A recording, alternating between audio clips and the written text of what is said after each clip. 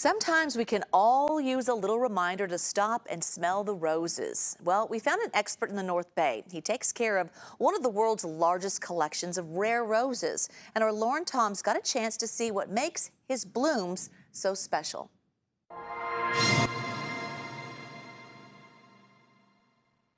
They tell a story of an ancient history of human connection to plants, and specifically with flowers, its ability to move us and to make us happy, and to inspire us to do crazy things like grow 5,000 roses. A living museum woven through the hills of Sebastopol is home to thousands of rare roses dating back centuries. 3,000 years old, this variety. It's the whole kit and caboodle of the history of roses. It's protected and maintained by Greg Laurie, who's been preserving the ancient heirloom roses since the 80s.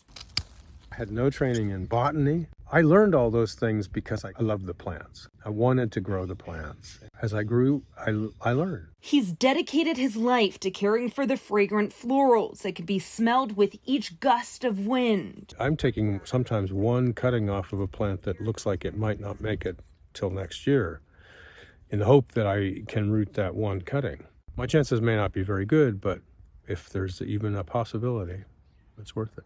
The collection is as storied as the roses themselves.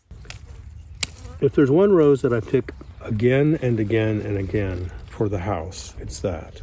And her name is Souvenir de la Malmaison.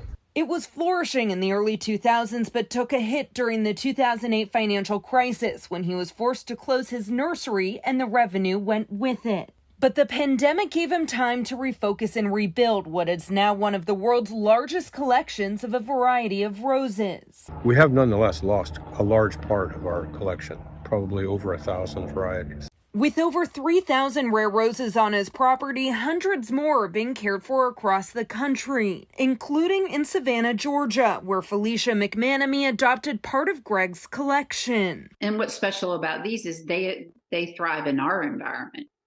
So it means a lot to me. I hope that I do a good job and that I can pass it to the next person. To share these roses and create a community of people who agree that this is a very, very important mission and that they're going to pass it on to younger people. For Greg, it's a labor of love, preserving the past to share it with the future. We have to grow plants. Even if we're not going to be selling them, we have to keep the collection alive by reproducing it. A history living in the roots of Northern California and shared across the nation.